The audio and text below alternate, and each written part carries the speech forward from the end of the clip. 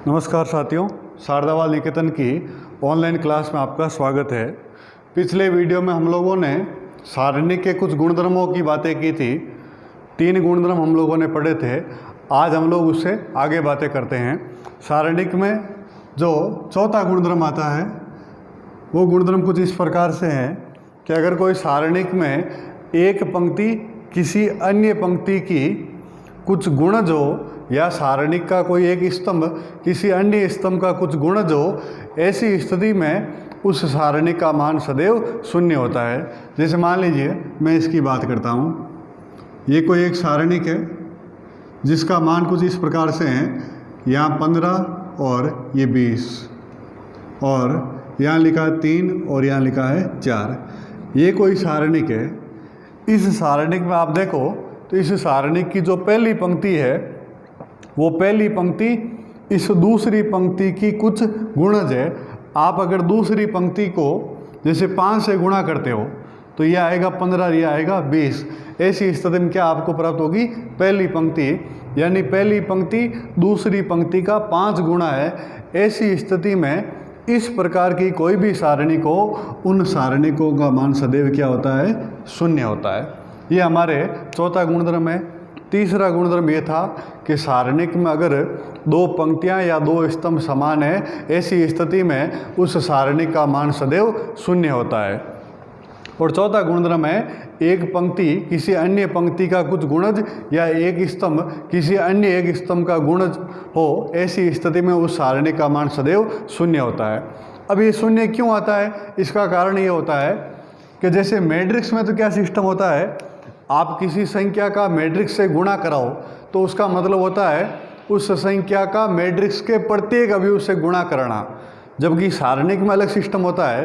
सारणिक में किसी संख्या का सारणिक से गुणा करने से मतलब है उस संख्या का सारणिक की किसी एक पंक्ति या किसी एक स्तंभ से गुणा करना। या तो कोई सी भी एक पंक्ति से गुणा करा दो या कोई से भी एक स्तंभ से गुणा करा दो, ये सारणी में गुणा कराने का सिस्टम होता है। ऐसे ही सारणिक में कॉमन लेना है तो मैट्रिक्स में तो कॉमन लेने का सिस्टम होता है कि मैट्रिक्स के प्रत्येक अवयव में से कॉमन लेना। जबकि सारणिक में सिस्टम ये होता है आप या तो किसी एक पंक्ति से कॉमन लीजिए या किसी एक स्तंभ से कॉमन लीजिए। तो मैं क्या करता हूँ, ये जो पहली पंक्ति है इस पहली पंक्ति में 5 कॉमन लेता हूँ। ये 5 कॉमन लिया तो पीछे क्या रहेगा? यहाँ 3 और यहाँ 4 और ये 3 और 4 है जैसे ही पड़ा रहेगा। सारणिक में केवल एक पंक्ति में से ही कॉमन आता है तो ये 5 तो पड़ा रहेगा। और अगला गुणधर्म हम जानते हैं कि सारणिक में 2 पंक्तियाँ समान है तो उस सारणिक का मान सदैव क्या होता है? शून्य होता है। तो इस प्रकार से ये हमारे अगला गुणधर्म आया, एक पंक्ति किसी अन्य पंक्ति की कुछ गुणज, एक स्तंभ किसी अन्य स्तंभ का गुणज हो, तो ऐसी स्थिति में उस सारणी का मान सदैव शून्य होता है। फिर देखो हम लोग इससे आगे की बात करते हैं। 5वां गुणधर्म। 5वां गुणधर्म थोड़ा समझना देखें। जैसे मान लीजिए ये कोई एक सारणिक है, 2 3 5 1, ये कोई सारणिक है। मैं कहूँ इस सारणिक का मान निकालो तो इस सारणी का मान निकालेंगे क्या आएगा? ये 10 -3 कितना आया? 7। हम जानते हैं कि 2 × 2 की कोई सारणिक है तो उसका सिस्टम होता है इन दोनों का गुणा माइनस इन दोनों का गुणा। अब मैं एक काम करता हूँ, इस सारणी को मैं 5 से गुणा कर देता हूँ। 5 से गुणा करता हूँ तो इसकी लिखावट यूँ रहेगी, ये 5 से गुणा किया इस सारणी को, 2 3 1 5। अब अगर मैट्रिक्स होती ना तब तो 5 का प्रत्येक अवयव से गुणा होता, लेकिन ये सारणिक है तो सारणी का गुणा या तो किसी एक पंक्ति से होगा या किसी एक स्तंभ से होगा। अब बात ये आती है कि हमें 5 का गुणा कौन सी पंक्ति या कौन से स्तंभ से करना है। इसका तरीका है कि आप कोई सी भी पंक्ति या कोई से भी स्तंभ से कर दो, उस सारणी के मान में कोई फर्क नहीं पड़ेगा। आप चाहो पहली पंक्ति से कर दो, आप चाहो दूसरी पंक्ति से, आप चाहो पहला स्तंभ, आप चाहो दूसरा स्तंभ। तो इसको हम लिखते हैं, तो मान लीजिए मैं पहली पंक्ति से गुणा करता हूँ तो कितना आएगा? 10 और ये 5 3 15, 1 5। अब इसको हम लोग सरल करते हैं। सरल किया ये कितना आया? 50 -15 कितना आया? 35।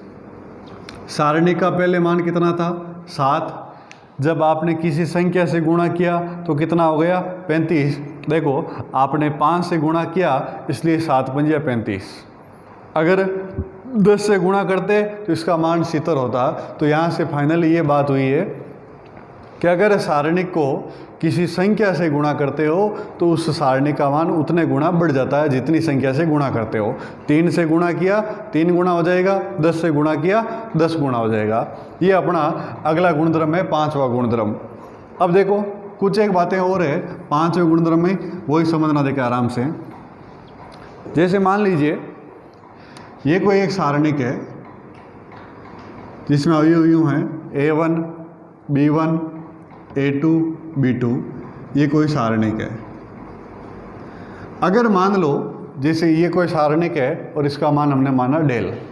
अगर मान लीजिए ये जो सारणिक है इस सारणिक का प्रत्येक अवयव अगर k से गुणा हो रखा है, ऐसी स्थिति में जो नई सारणिक आएगी उस सारणिक का मान क्या होगा, उस सारणिक में और पुराने वाली सारणिक में क्या संबंध होगा उसकी बात करते हैं।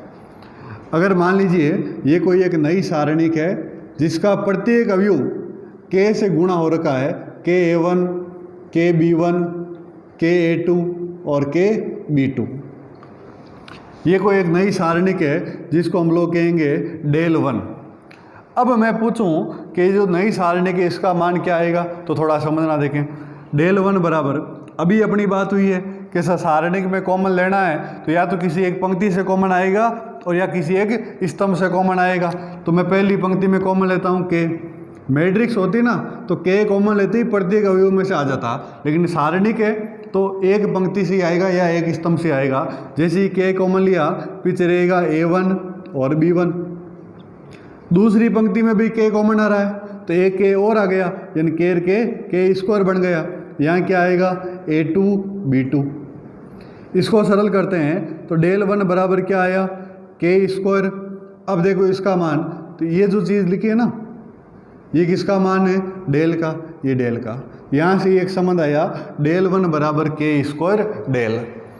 ऐसी देखो एक और बात करता हूँ। अगर मान लीजिए ये कोई एक सारणिक है डेल बराबर A1 B1 C1 A2 B2 C2 A3 B3 C3, ये कोई सारणिक है जिसका क्रम 3 × 3 है। अब देखो इसका क्रम 2 × 2 था। इसमें भी यही बात करते हैं कि अगर मान लीजिए सारणिक का प्रत्येक अवयव अगर k से गुणा हो रखा है, ऐसी स्थिति में जो नई सारणिक आएगी और ये जो सारणिक है इनके मानों में क्या संबंध होगा वो थोड़ा समझना देखें। अगर मान लीजिए ये कोई नई सारणिक है डेल 1 बराबर k A1 k B1 k C1 k A2 k B2 k C2 k A3 k B3 k C3, ये कोई एक नई सारणिक है। अब इनमें संबंध निकालना है, वही बात है कॉमन लेते हैं। डेल 1 बराबर पहली पंक्ति में k कॉमन आ रहा है, ये k कॉमन ले लिया, पीछे क्या रहा A1 B1 C1। अब ये केवल एक ही पंक्ति में आएगा, आप परेशान मत होना। आप चाहो तो पहले स्तंभ से ले लो, फिर दूसरे स्तंभ से, फिर तीसरे स्तंभ, एक ही बात है। अब दूसरी में से भी k कॉमन आ रहा है तो ये बाहर आ गया k स्क्वायर। क्या आया A2 B2 C2। फिर तीसरी में और k कॉमन आ रहा है, ये हो गया k क्यूब A3 B3 और C3। तो डेल 1 बराबर ये आया k क्यूब और ये जो मान है ये किसका मान है, डेल का। ये एक नया संबंध आया।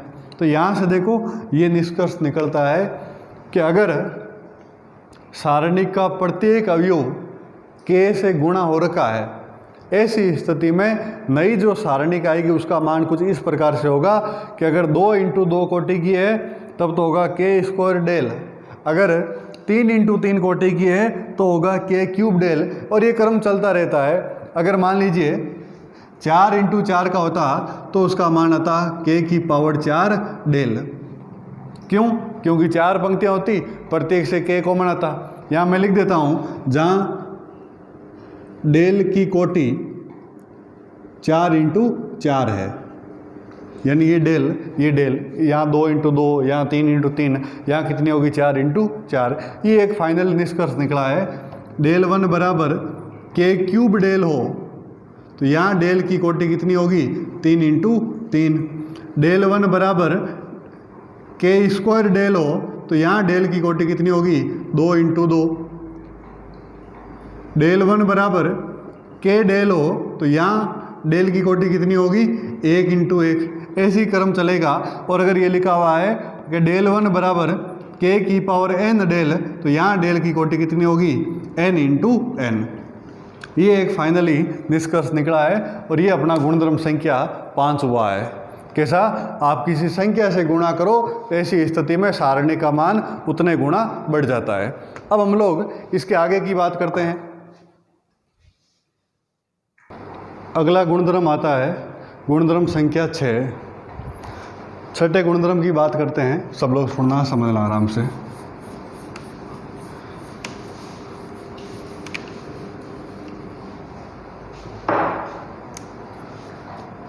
ये कोई एक सारणिक है 5 3 2 2।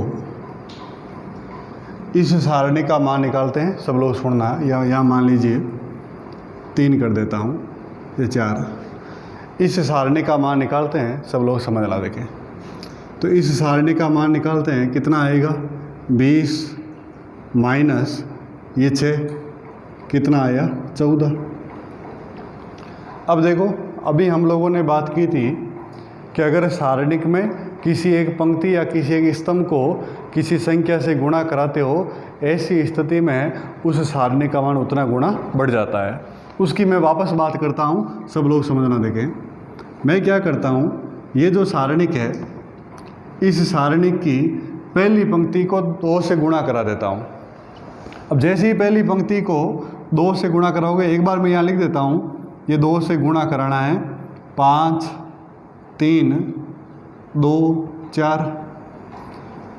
इसको सरल करते हैं। अब यहाँ 2 से गुणा करना है। अपनी बात हुई कि कोई भी पंक्ति या स्तंभ को 2 से गुणा करा दो तो ये कितना आएगा 10। 3 दूनी 6 2 4। किसी एक पंक्ति या किसी एक स्तंभ से ही गुणा होता है, प्रत्येक अवयव से गुणा नहीं होता है।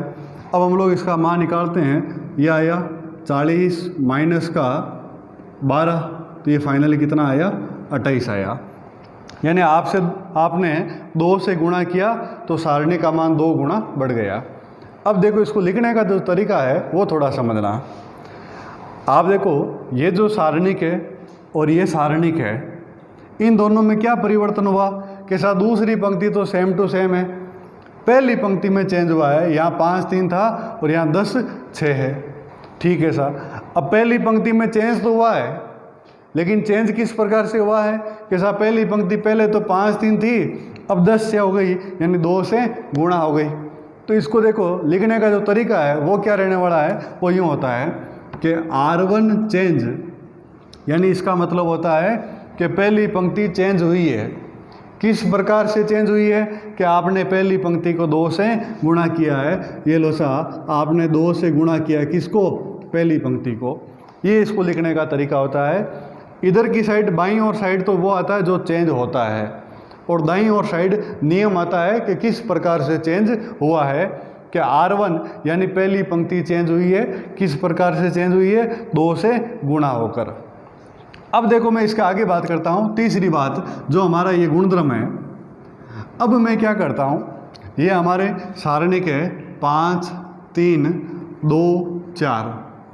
मैं क्या करता हूँ, ये जो सारणिक है इस सारणिक को 2 से गुणा करता हूँ पहली पंक्ति को। जैसे ही मैं पहली पंक्ति को 2 से गुणा करूँगा तो ये जो पंक्ति क्या आएगी, यहाँ 5 की जगह 10 आ जाएगा और 3 की जगह 6 आ जाएगा। यहाँ तक बात समझ में आ रही है? ठीक है। अब मैं क्या करता हूँ, पहली पंक्ति को 2 से गुणा करके और इसको किस में जोड़ दिया? दूसरी पंक्ति में जोड़ दिया। अब दूसरी पंक्ति में जोड़ता हूँ, तो जब दूसरी पंक्ति में जोड़ूंगा तो दूसरी पंक्ति क्या बनेगी वो थोड़ा समझना।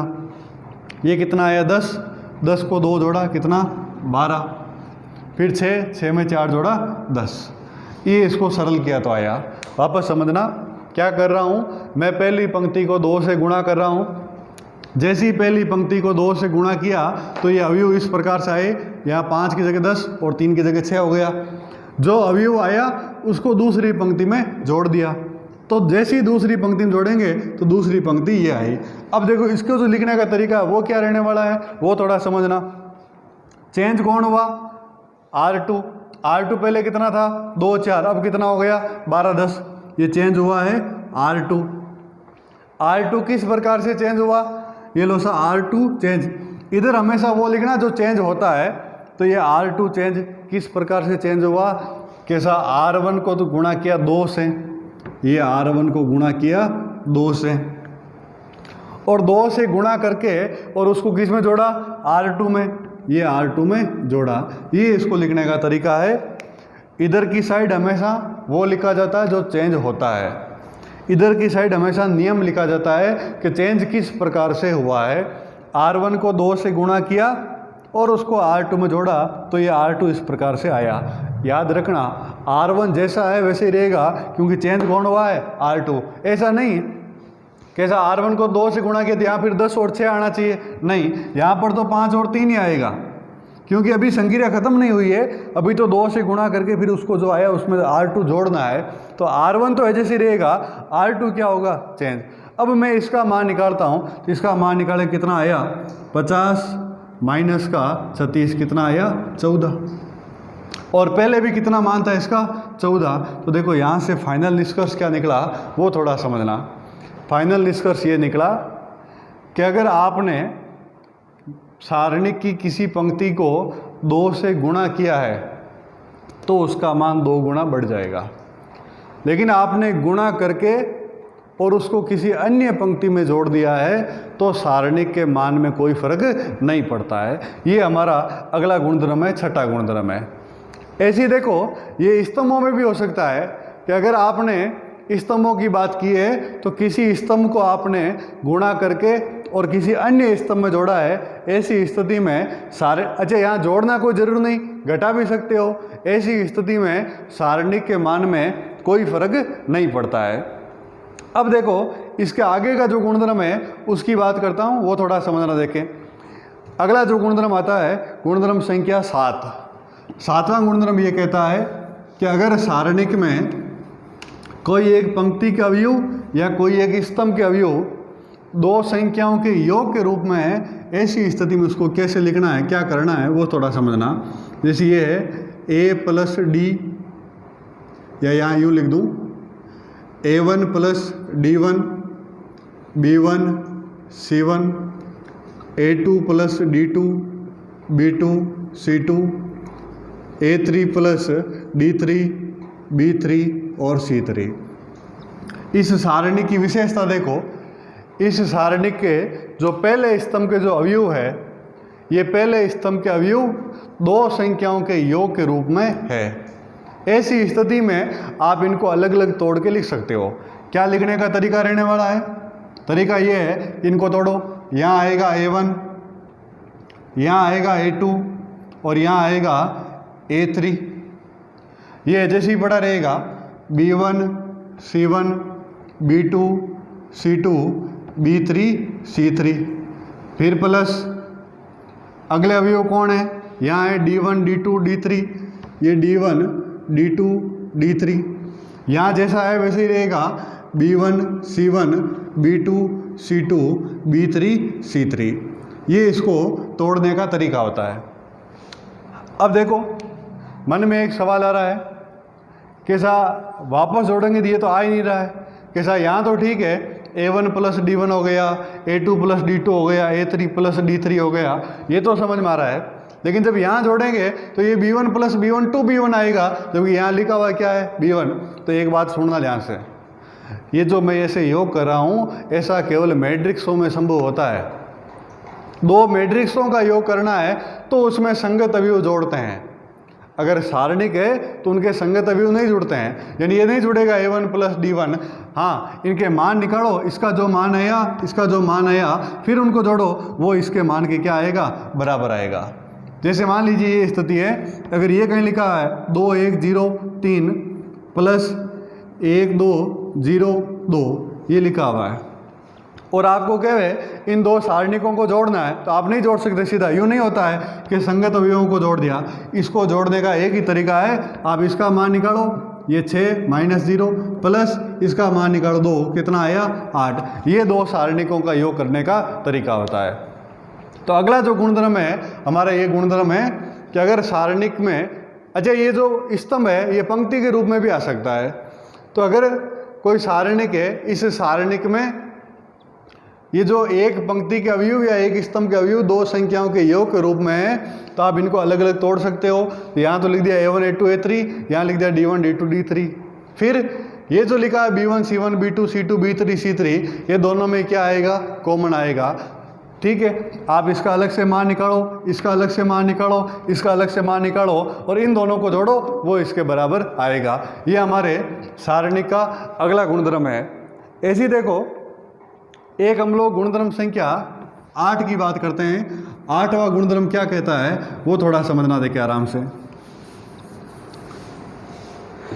जैसे मान लीजिए मैं एक उदाहरण के रूप में लेता हूं कि कोई सारणिक है 3 माइनस 11 1, ऐसी देखो अगला है 5 0 0 और अगली पंक्ति है -10 3 और 0। ये कोई सारणिक है, इसके बारे में थोड़ी बात करते हैं, सब लोग सुनना समझना। अब देखो मैं एक काम करता हूँ, मैं अगर आपको पूछूं कि इस सारणिक का मान निकालो, तो इस सारणिक का मान निकालने के क्या तरीके हैं कि आप कोई भी पंक्ति या कोई भी स्तंभ के सापेक्ष प्रसार कर दो।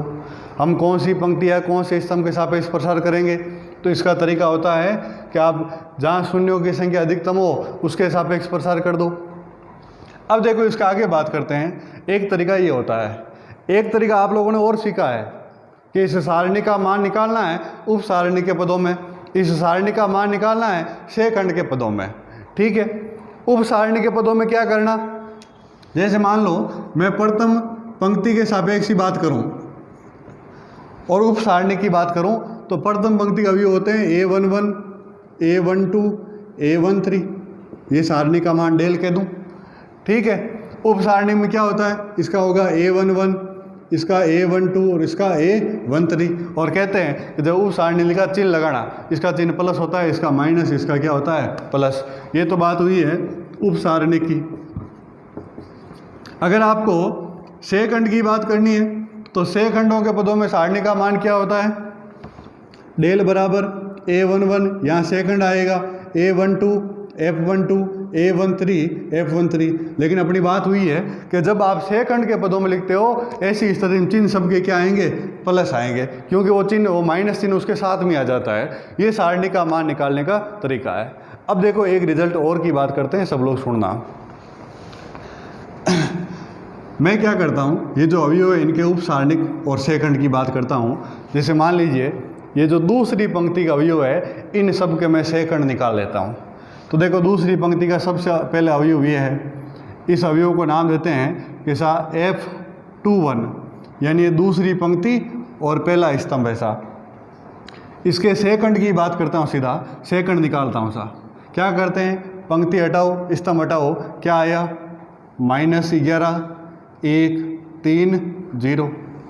ये चिन्ह मैं बाद में लगाऊंगा, एक बार ये लिख देता हूँ। फिर इसकी बात करें F22, इसके लिए पंक्ति हटाओ स्तंभ हटाओ, क्या आएगा 3 1 -10 0।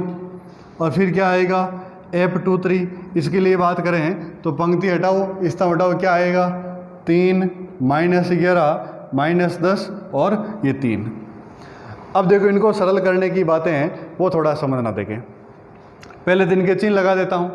अब इनके चिन्ह लगाओगे ना, चिन्ह क्या होता है, प्लस माइनस प्लस माइनस, तो इसका चिन्ह आएगा माइनस, ये प्लस और ये माइनस, हमने पढ़ा है।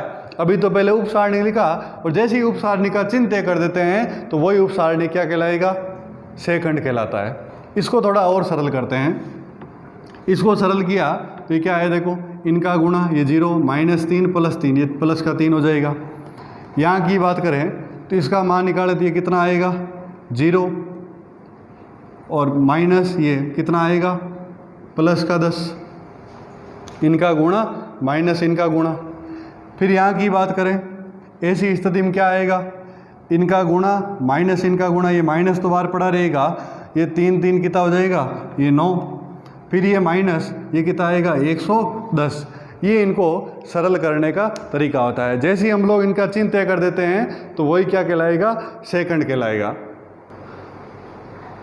अब इनको आगे सरल करते हैं, तो सरल करोगे ये आएगा माइनस का माइनस 101, तो ये फाइनल आया प्लस का 101। ये इस प्रकार से तीनों के लिए हम लोगों ने सेकंड का मान निकाल लिया।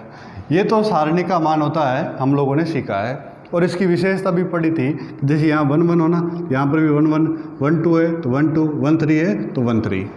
अब मैं एक काम करता हूँ, मैं अवयव तो पहली पंक्ति के लेता हूँ, A11, A12 और A13।